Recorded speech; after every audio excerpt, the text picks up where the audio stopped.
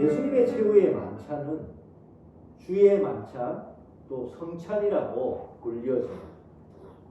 예수님이 이 만찬을 행하시고 반복해서 행할 것을 명하셨기 때문에 기독교 공동체는 주의 만찬을 성례로 여기고 주기적으로 이 성찬을 행해 왔었습니다. 그리스도인의 신앙생활에서 이 성찬은 매우 중요한 의식입니다. 그리스도인들이 모여서 빵을 떼고 이 포도주를 마시는 행위는 기독교의 핵심을 담고 있는 아주 중요한 전례인 것이죠. 그래서 2000년 동안 모든 교회는 이 성찬을 잊지 않고 행하고 있는 것입니다. 가톨릭 교회의 경우는 매주일 성찬을 행하기도 합니다. 하지만 우리 개신교는 분기별로 아니면 특별한 절기에 이 성찬을 행하죠. 하지만 많은 경우에 이 그리스도인들이 이 성찬을 습관적으로 행할 뿐 성찬의 의미와 중요성을 제대로 알지 못하고 성찬을 우리 받기도 한다는 것이죠. 1세기 초대교회 공동체는 그 특징이 있다면 그것을 함께 식사를 한다는 것이었습니다.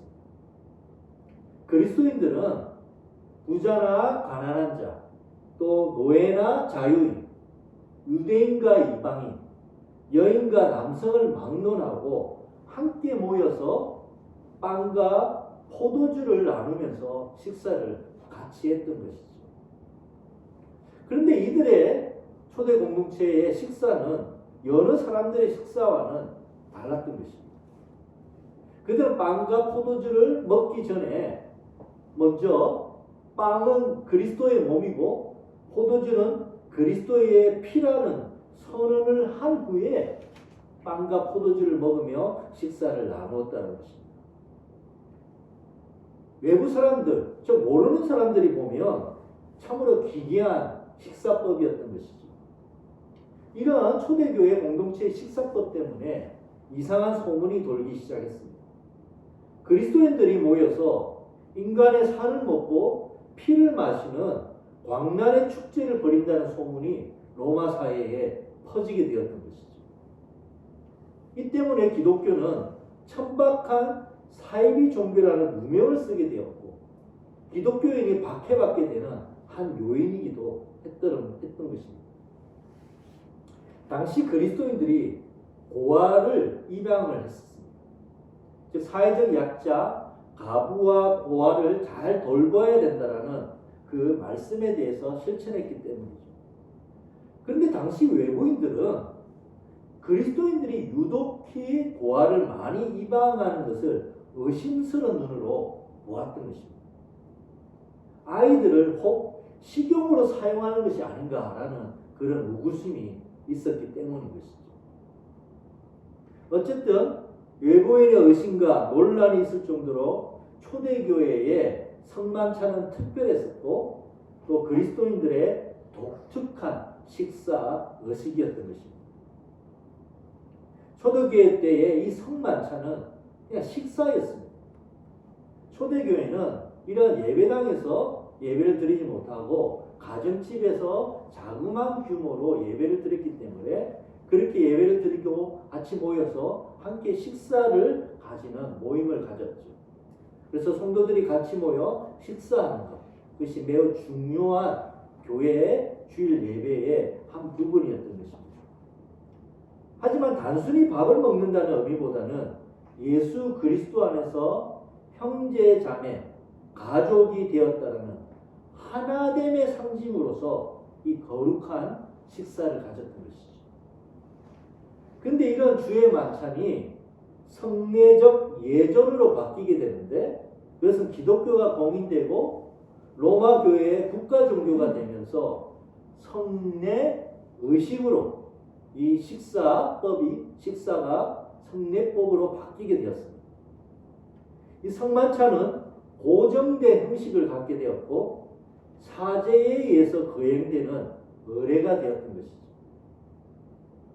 초대교회의 가족적이고 자유로운 만찬 분위기가 이제 사라지게 되었고 예식적 절차를 따라서 진행되는 예전으로 이 성찬이 이제 진행되게 되었던 것입니다.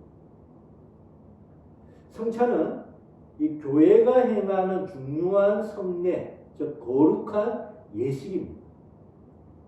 교회는 예수님이 시행하시고 명령하신 세례와 성찬을 중요한 성례로 여기고 있습니다.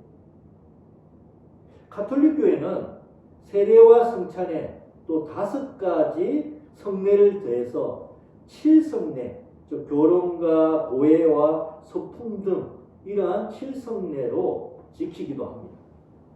하지만 우리 개신교회는 이 성례를 세례와 성만찬만을 성례로 여기고 우리가 행하고 있는 것이죠. 어쨌든 구교, 신교 모두 성찬은 그리스도인이 반드시 행해야 되는 중요한 의식으로 여겨졌고 2000년 기독교 역사 속에서 교회마다 반복해서 성찬식을 거행해 오고 있다는 것입니다.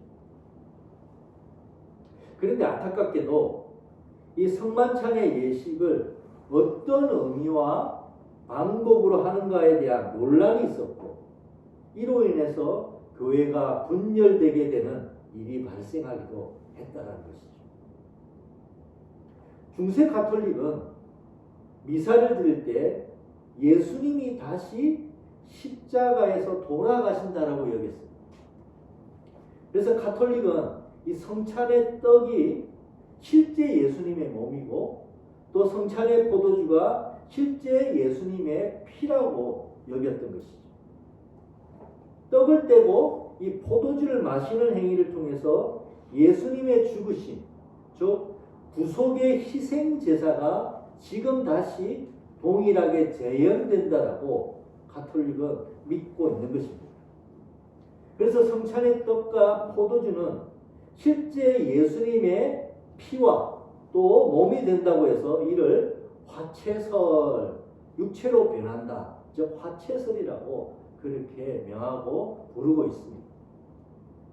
그래서 이 성찬에 사용되는 떡과 포도주를 성물이라고 그렇게 여기고 남은 떡과 포도주를 어떻게 처리하는가의 문제에 철저하게 그것을 행하게 됩니다. 근데 종교개혁자, 즉 개신교는 중세 가톨릭의 이런 화채설을 인정할 수가 없었습니다. 예수님의 희생제사, 예수님의 죽으심은 반복할 수도 반복될 필요도 없다는 것이죠. 예수님의 영단번의 희생에 의해 구원이 이미 이루어졌다는 것입니다. 그래서 성만찬의 떡과 포도주가 물리적인 변화를 통해서 예수님의 몸과 피가 되는 것은 아니라는 것이죠. 우리 종교개혁자 중에 칼빈이 있습니다. 이 칼빈은 성만찬의 떡과 포도주는 예수님의 피와 몸을 상징하는 것일 뿐이고 성찬이 행해질 때 우리가 예수님의 몸에 참여하게 되는 그 은혜를 누리게 된다라고 얘기했습니다. 이것을 영적 임재설이라고 얘기한다는 것이죠. 떡과 포도주가 예수님의 살과 피로 변화되는 것은 아니지만은 성찬에 행하게 될 때 예수님의 구속 사역을 깨닫도록 우리가 떡과 포도주를 마실 때 성령님이 역사하신다는 것입니다. 성찬을 행할 때 예수님의 영단번의 죽으심이 우리와 함께하며 과거에 일어났던 예수님의 그 구속의 사건이 현재로 흘러와서 우리에게 역사하도록 성령이 도우신다는 것이죠. 그래서 우리 장로교는 칼빈의 이런 영적 임재설을 받아들이고 성찬을 행하고 있습니다.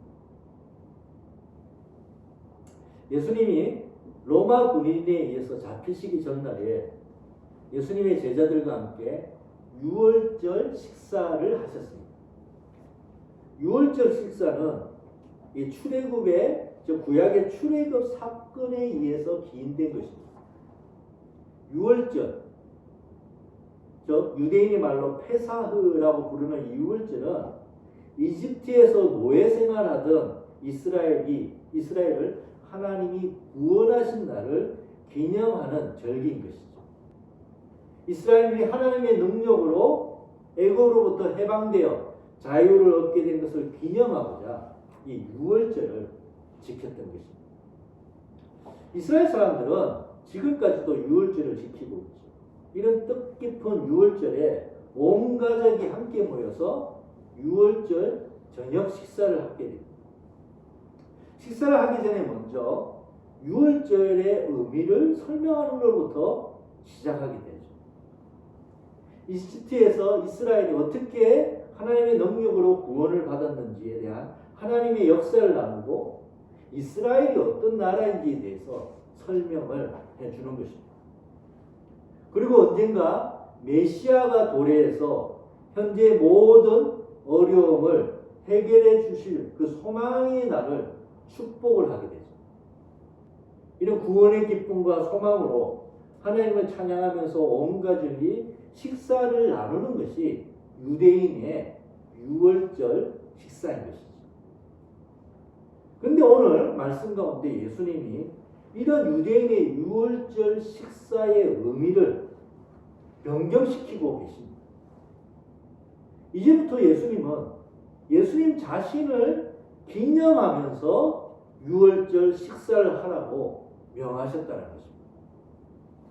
떡을 떼시면서 이것은 내 몸이다 하시고 포도주 잔을 들고서 이것은 내 피다고 하신 것입니다. 예수님이 이 말을 정확히 이해하려면 유월절을 조금 더 자세히 살펴볼 필요가 있습니다.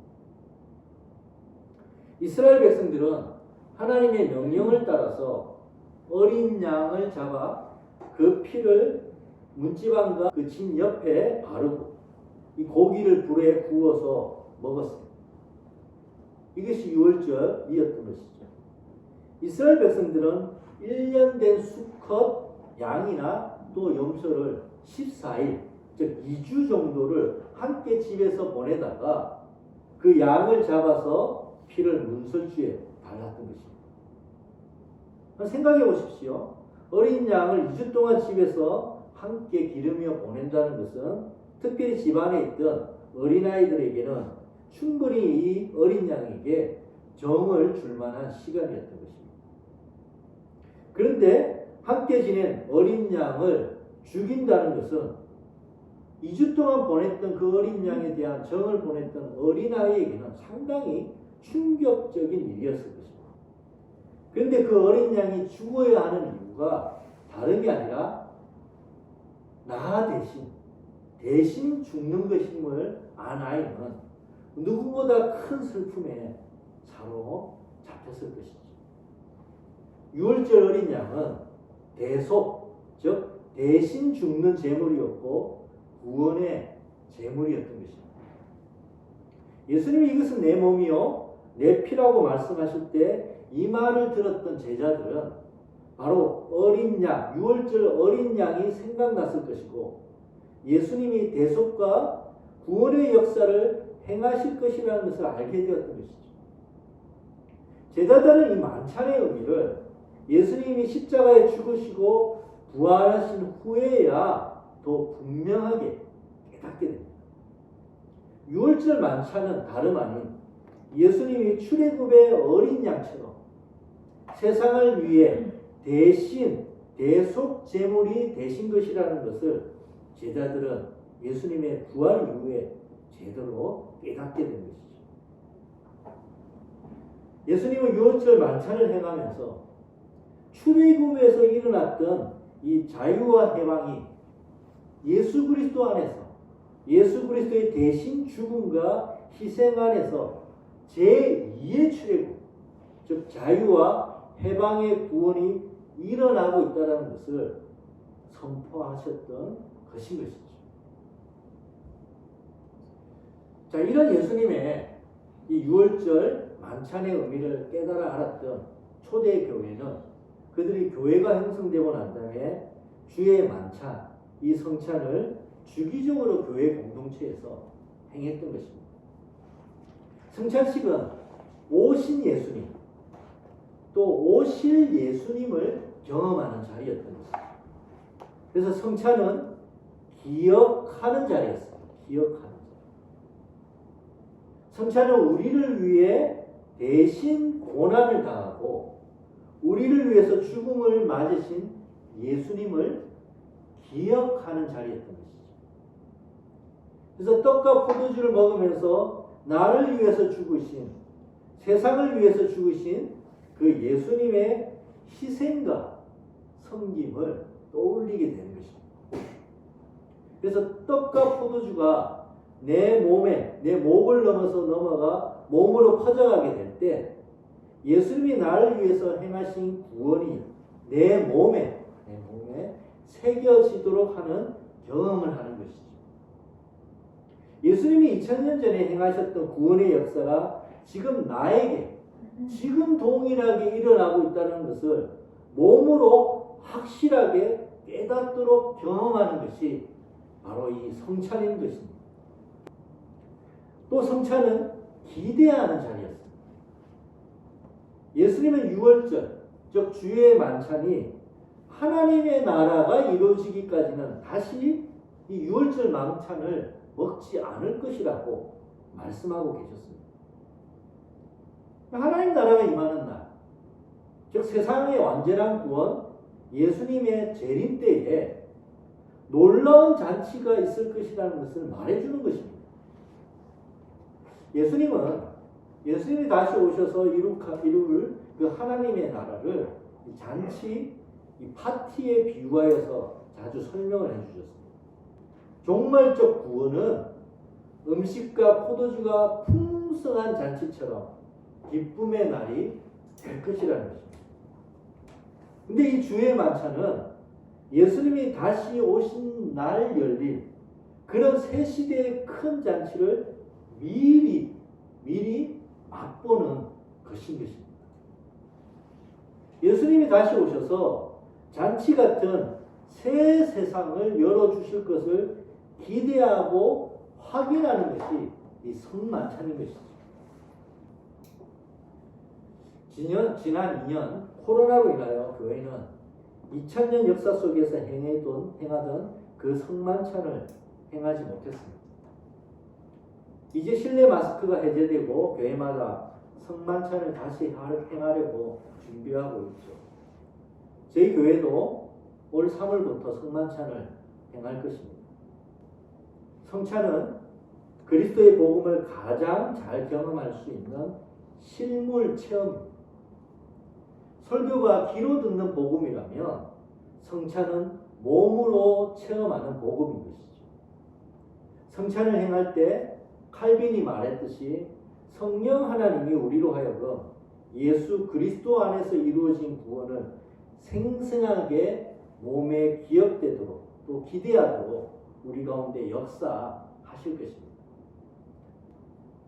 성찬을 행할 때 우리는 2000년 동안 교회가 행하여 왔던 성찬의 잔치에 우리가 참여하게 되는 것이죠.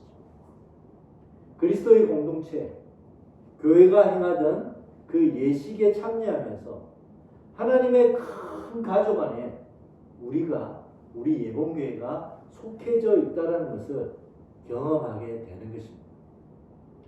교파가 다르고 또 언어가 다르고 민족이 다르지만은 성찬을 행하는 그 가운데 우리는 그리스도 안에서 한 가족이라는 것을 경험하게 되는 것이라는 것입니다. 성찬은 그리스도와 우리를 하나 되게 만듭니다. 그리고 그리스도 안에서 우리 서로가 하나 된다는 것을 경험하게 하는 것이죠. 지금 이 현재 세상은 여러 이유로 갈라진 분열과 갈등으로 가득 차 있습니다. 우리는 성찬을 행하면서 그리스도 안에서 갈라짐이 치유되고 갈등이 평화로 바뀌는 경험을 하게 되는 것입니다. 그리스도는 하나님과 사람이 갈라지게 되고 사람과 자연이 분리되어서 갈등과 싸움으로 죽어가는 세상을 치유하고 회복하시고자 세상에 오셨습니다. 그리스도가 이 세상에 오신 이유는 갈라짐과 분열로 죽음 가운데 치닫고 있는 이 세상을 치유하시고 화해시키며 화목해 하시고자 이 땅에 오신 것이죠. 그리스도는 자신의 몸에 세상의 모든 불신과 갈등과 분리를 짊어지시고 죽으셨습니다. 우리 안에 있는 갈등의 담, 그 막힌 담을 허무시고 우리를 하나 되게 하는 그 길을 예수 그리스도의 몸 가운데로 열어주신 것이죠. 그랬기 때문에 1세기 초대교회는 성찬을 행하면서 부자나 가난한 자, 노예나 자유인나, 유대인이나 이방인, 남녀나 여자나 상관없이 함께 모여서 빵과 포도주를 나누면서 하나가 되는 그 식사를 했던 것입니다. 우리가 살아가는 이 세상은 온통 갈기갈기 찢어져서 서로 반목하고 비난하며 정죄하는 분열이 가속화되고 있습니다. 나라와 나라, 집단과 집단, 개인과 개인 간에 깊은 골이 새겨져 가고 있는 것이죠. 이런 세상이 계속되고 심화된다면 말 그대로 죽음이고 파탄일 것입니다. 성찬은 이런 번연된 세상을 화목하게 하고 이어지는 일이 예수 그리스도 안에서 일어나고 있다고 고백하는 것입니다. 그리고 우리 그리스도인들이 이 깊어져가는 세상의 분열 속에서 화해와 평화를 만드는 일을 하겠다라고 고백하는 것이죠. 성찬은 우리를 예수 그리스도처럼 화해의 일을 하도록 우리를 파송합니다.